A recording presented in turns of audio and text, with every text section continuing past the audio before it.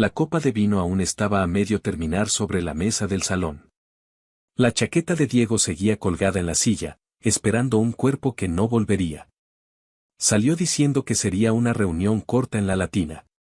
Prometió regresar antes de medianoche, pero el reloj pasó de las 12 y la casa se volvió un eco sin respuesta. Llamé una vez, 2, 10. El móvil iba directo al buzón. Al principio me dije que era un problema de señal, que se había alargado la reunión, que no debía preocuparme. Pero a medida que el silencio crecía, algo dentro de mí empezó a gritar sin palabras. Miré por la ventana 20 veces, esperando ver su sombra en la esquina, esa forma suya de caminar como si siempre llegara tarde.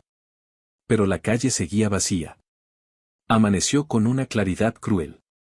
Me duché sin sentir el agua, me vestí sin pensar, y fui a la comisaría con el corazón en un puño. En el mostrador, una funcionaria con voz neutra me entregó un formulario como si se tratara de un trámite más.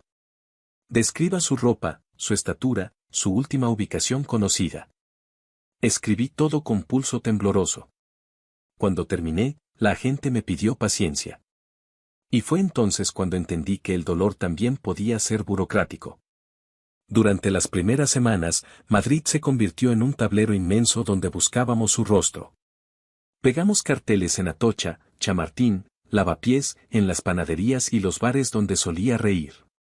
Mis amigos me ayudaron a llamar hospitales, refugios, incluso morgues. Cada vez que sonaba el teléfono, el corazón se me salía del pecho.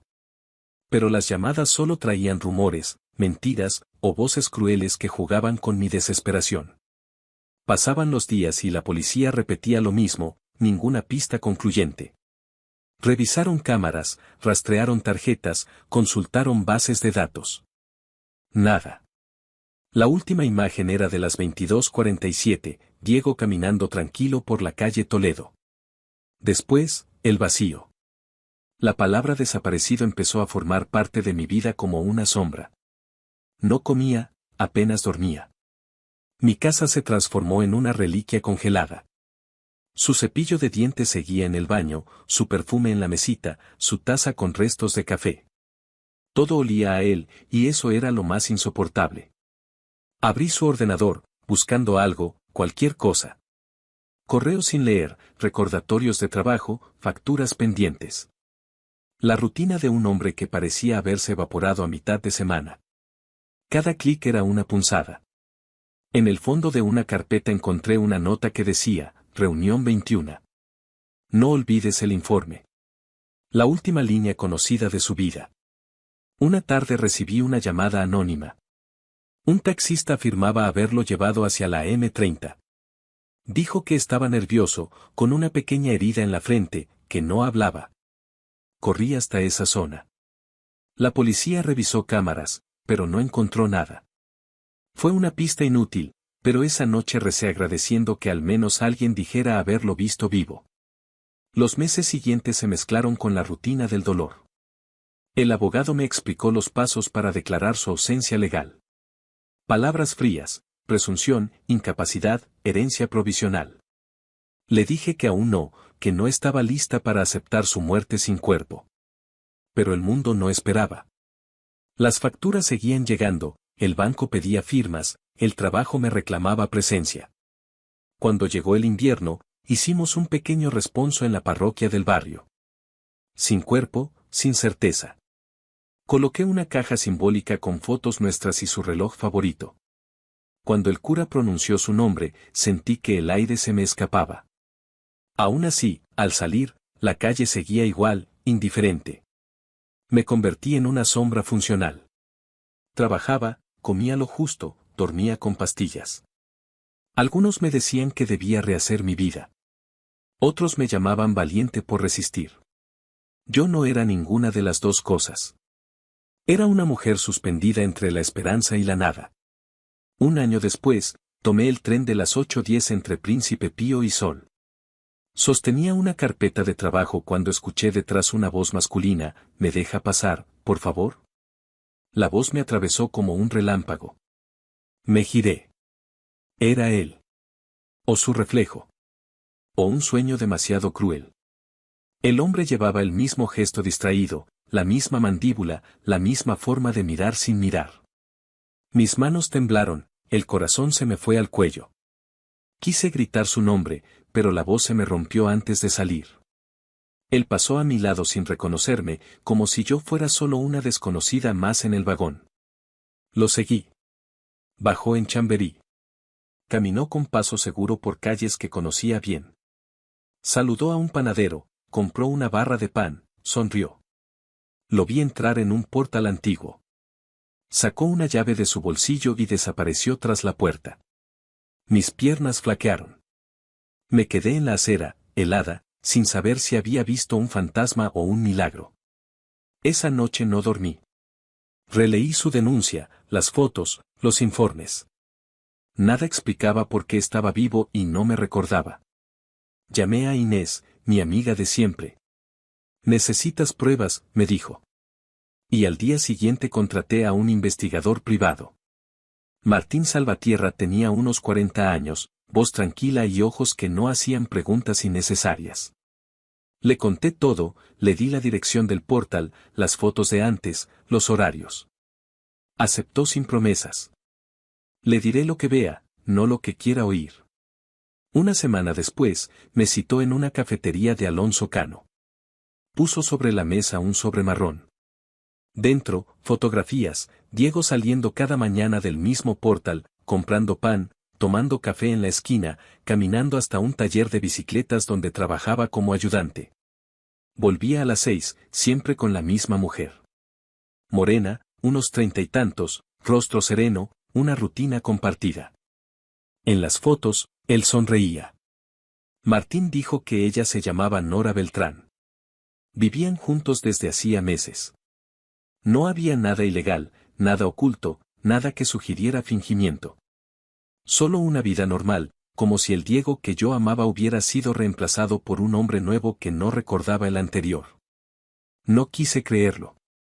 Le pedí más. Martín hizo una pausa antes de sacar el último documento, un informe médico del Hospital Clínico San Carlos. Fecha de ingreso, 18 de marzo del año anterior. Motivo, caída en vía pública, traumatismo craneoencefálico severo. Diagnóstico posterior, amnesia retrógrada persistente. Me quedé sin aliento. El informe decía que el paciente fue encontrado inconsciente y sin documentación. Una mujer, la misma Nora, llamó a la ambulancia y lo acompañó al hospital. Él despertó sin recordar su nombre, su dirección, su pasado.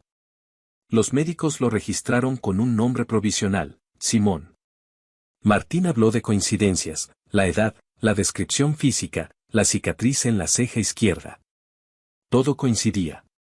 No hay duda, dijo con calma. Es él. Esa noche volví a casa en silencio. Puse las fotos sobre la mesa y me quedé horas mirándolas. En todas él parecía tranquilo, incluso feliz. No fingía. No recordaba. Y eso dolía más que cualquier traición. Pasé los días siguientes entre el deseo de ir a buscarlo y el miedo a destruir lo poco que quedaba. ¿Y si no me reconocía? ¿Y si pensaba que yo era una extraña? ¿Y si esa mujer le había dado la vida que yo ya no podía devolverle? Una tarde toqué el timbre del portal. Me abrió Nora. Era más joven de lo que imaginaba. Me miró con sorpresa, pero sin agresión. Le dije mi nombre, el de él, le conté la verdad que el destino había roto. Me escuchó en silencio. Yo no sabía nada, dijo con voz baja. Solo quise ayudarlo. No tenía a nadie. Le creí. No por bondad, sino porque sus ojos no sabían mentir. Me ofreció un café, pero no pude. Me fui temblando, con el corazón dividido entre gratitud y rabia. Esa noche abrí una vieja caja de recuerdos, fotos, cartas, el ticket del cine donde nos dimos el primer beso. Lo extendí todo sobre la cama, intentando reconstruir una historia que ahora solo existía en mi memoria. Al amanecer, supe que tenía que confirmar la verdad por mí misma. Llamé al hospital. Pedí hablar con neurología. Les di el nombre provisional, la fecha del ingreso. Me dijeron que el paciente existía, pero que no podían darme más detalles sin autorización. Colgué sin decir nada. En la ventana, el sol iluminaba el balcón vacío donde antes crecían las plantas que él cuidaba. Comprendí que la vida no se detuvo con su desaparición, simplemente cambió de casa. Y esa certeza, más que consolarme, me rompió un poco más. Me juré entonces que lo buscaría, no para reclamarlo, sino para entender. Porque a veces, el amor no muere con la ausencia. Se queda atrapado en la pregunta imposible de si algún día volverá a recordarte. El amanecer siguiente me encontró en vela. No había dormido más de una hora. Sobre la mesa seguían las fotos que Martín me entregó, Diego cruzando calles, tomando café, saludando a desconocidos que parecían conocerlo. Y junto a él, esa mujer de mirada tranquila que ahora sabía cómo se llamaba, Nora Beltrán. Mi mente repetía el mismo pensamiento, él vive, pero sin mí. Llamé a Martín a media mañana. Le pedí que confirmara si el hospital permitiría una verificación médica. No podía seguir respirando entre dudas. Me prometió moverse con sus contactos y me citó esa misma tarde en la cafetería donde solíamos reunirnos. Cuando llegué, ya tenía los documentos sobre la mesa. El hospital confirmó el ingreso, dijo con voz baja. Usó el nombre de Simón, sin apellidos. No recuerda quién era. Hay informes de amnesia retrógrada profunda, diagnosticada por un neurólogo llamado Dr. Riquelme. Me temblaron las manos. ¿Y ella? La mujer que lo acompaña fue quien llamó a la ambulancia. No mintió. No lo conocía antes. Lo cuidó durante meses. Guardé silencio largo. Afuera, el tráfico rugía como si la ciudad no tuviera tiempo para el drama de una sola persona.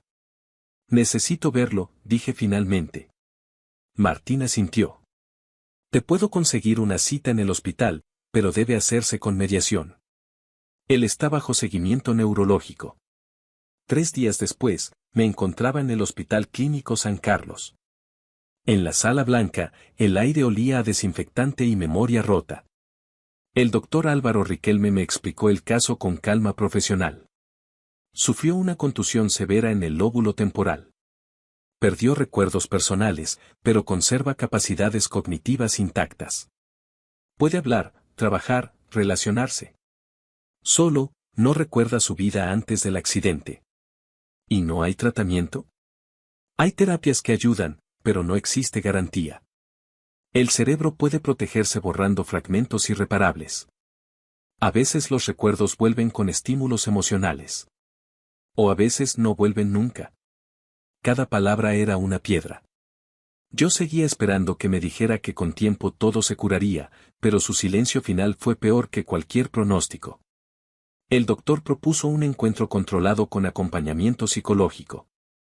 Me entregó una hoja con la hora y el nombre de la terapeuta, Laura Peñalver. Trate de mantener la calma, me pidió.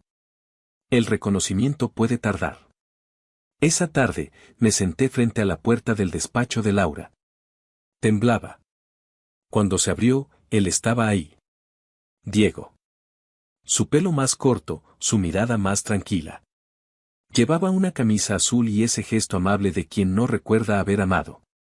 Me saludó con un buenas tardes educado, sin saber que esas 2 palabras me rompían el alma. Nos sentamos. Laura explicó que íbamos a revisar algunas fotos. Le mostré la de nuestra boda en Segovia. Él la miró largo, con interés, pero sin reconocer nada. ¿Le resulta familiar?, preguntó ella. Es bonita, respondió. Pero no sé quiénes son. Después puse una foto del retiro. Él frunció el ceño, como si un recuerdo quisiese salir. Ese lugar, me suena. No sé por qué. Sus ojos se humedecieron. Mi respiración se volvió un temblor. Laura abrió un frasco de aceite esencial y me pidió que lo acercara. Era jazmín. Lo reconoció al instante. Ese olor, me da paz, murmuró. No sabía que era el perfume que usaba el día que nos conocimos. El doctor observó con atención. A veces los sentidos conservan caminos que la memoria no puede recorrer, explicó. Yo no entendía nada. Solo lo miraba, intentando descubrir en su rostro alguna grieta por donde pudiera volver a mí. Cuando la sesión terminó, Diego se despidió con una cortesía fría. Me dijo que esperaba que todo saliera bien. No supo que esa frase fue un puñal. Los días siguientes fueron un desfile de gestiones y silencios. Mi abogado, Jaime Lobo, presentó una solicitud judicial para proteger nuestros bienes mientras todo se aclaraba. No por ambición, sino por prudencia, si Diego estaba legalmente vivo, había que evitar confusiones legales o fraudes involuntarios. El juez aceptó abrir una investigación civil. Mientras tanto, Nora aceptó hablar conmigo. La cité en una cafetería pequeña de Chamberí. Llegó puntual, vestida con sencillez, y se sentó frente a mí sin miedo. No vine a discutir, le dije. Solo quiero entender. Yo tampoco quiero pelear, respondió con voz pausada. Cuando lo encontré, no sabía quién era. Tenía sangre en la frente y no llevaba documentos. Lo acompañé al hospital y, simplemente me quedé. ¿Y después? Después, lo vi solo, sin familia, sin nombre. Me pidió ayuda con los papeles. No tenía a nadie. Ahora lo tiene todo, susurré. Nora me sostuvo la mirada. No. Solo tiene otra vida, no un pasado. Sus palabras no tenían veneno, pero dolían como si lo tuvieran. Había algo en ella que no podía odiar. Tal vez porque, en el fondo, también le dolía su historia. Esa misma noche, Martín me mostró el diario que Diego había escrito durante su rehabilitación. Páginas llenas de frases sueltas. Hoy aprendí a hacer café sin quemarme. Soñé con un perro blanco. Siento que olvidé algo importante. Hay un olor que me calma. Era él, pero roto. Poco después, la prensa se enteró. Algún periodista filtró la historia. El hombre desaparecido que volvió sin memoria. En pocas horas, mi vida se convirtió en tema de tertulias, opiniones y memes. Nadie preguntó si podía soportarlo.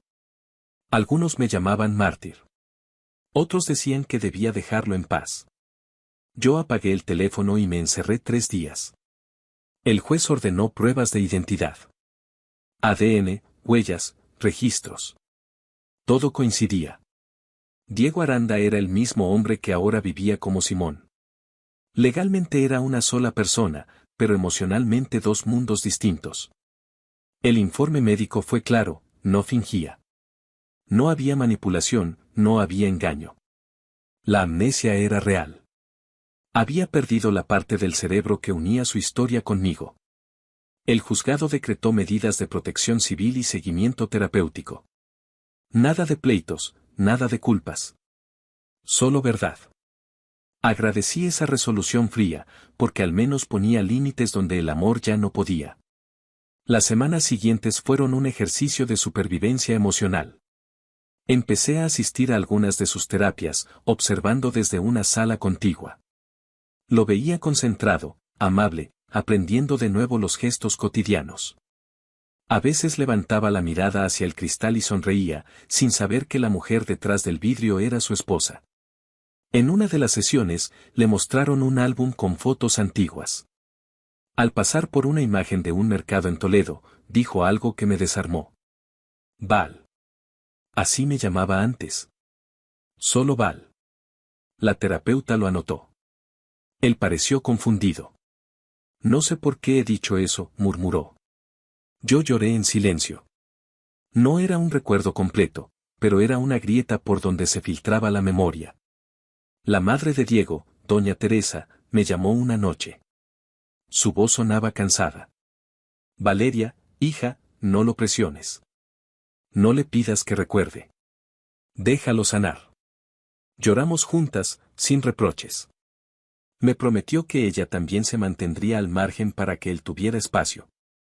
Me entregó una carta que él le había escrito una semana antes de desaparecer. Hablaba de plantar jazmines en el balcón cuando llegara la primavera. Leí esa carta decenas de veces hasta que el olor de esas flores volvió a doler. Una tarde, después de una sesión especialmente larga, Diego me miró más tiempo que de costumbre. Hay algo en ti que me calma, dijo. ¿Sabes por qué? No, sonrió con tristeza. Pero me gustaría saberlo. Salí de allí temblando. No era amor todavía. Pero tampoco era olvido. Esa noche compré una planta de jazmín y la coloqué en mi ventana. Por primera vez en un año, respiré sin miedo. El aroma llenó la casa como una memoria nueva. Comprendí entonces que, aunque no recordara quién fui para él, yo aún podía elegir quién quería ser ahora.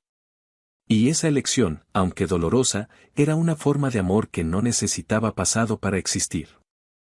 El cielo de Madrid amanecía gris, con ese tono apagado que parece reflejar lo que uno lleva dentro. Habían pasado ya 3 meses desde aquel primer encuentro en el hospital. Desde entonces, Diego y yo nos veíamos una vez por semana en una pequeña sala del retiro, acompañados al principio por la terapeuta Laura, y luego, poco a poco, solos. No había grandes declaraciones. No había besos, ni lágrimas. Solo silencio compartido, caminatas lentas, cafés que se enfriaban entre nuestras manos. Yo hablaba poco, por miedo a empujar sus recuerdos. Él escuchaba con una atención casi infantil, como si cada palabra fuera una pista para reconstruir un mapa que no entendía. A veces lo veía cerrar los ojos mientras le contaba anécdotas, nuestras vacaciones en Lisboa, el perro que adoptamos, la noche que me pidió matrimonio en una terraza llena de luces. No recordaba los hechos, pero su cuerpo reaccionaba, como si algo dentro de él los reconociera.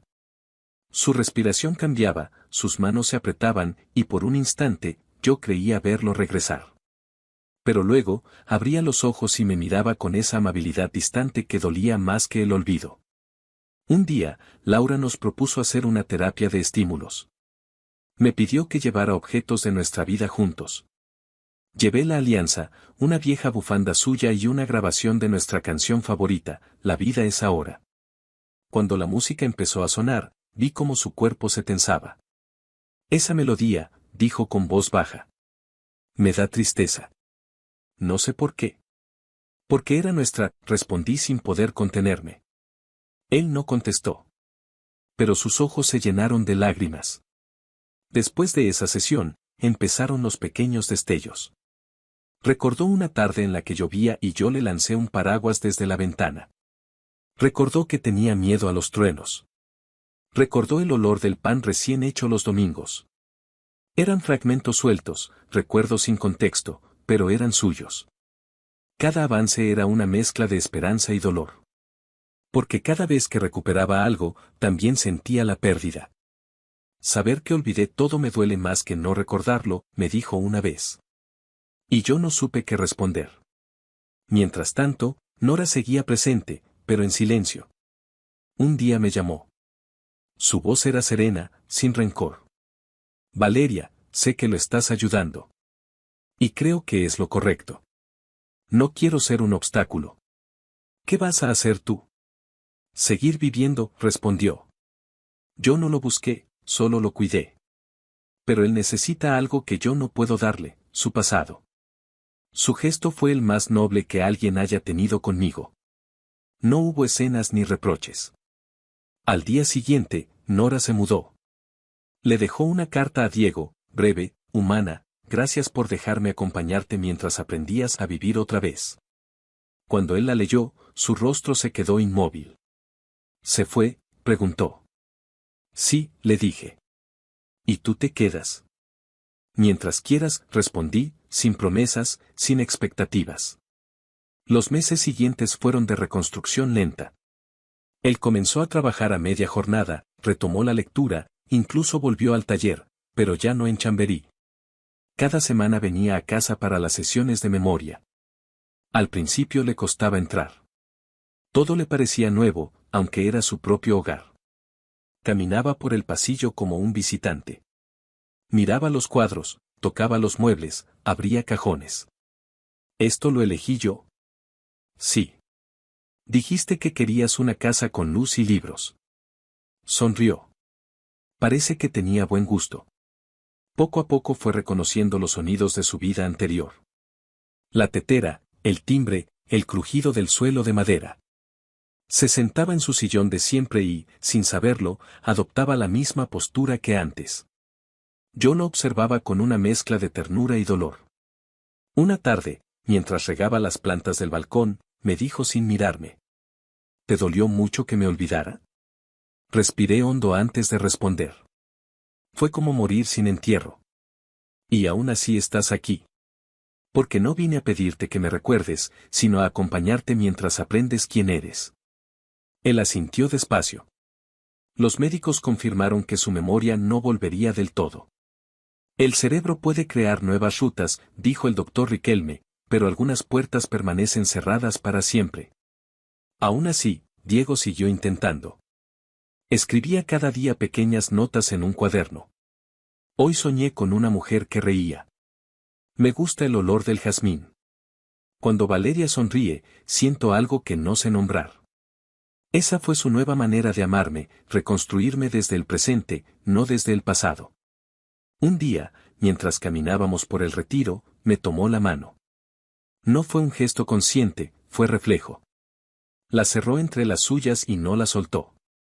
No recuerdo cómo empezó lo nuestro, dijo, pero quiero ver si puede empezar otra vez. Yo no respondí. Solo apreté su mano.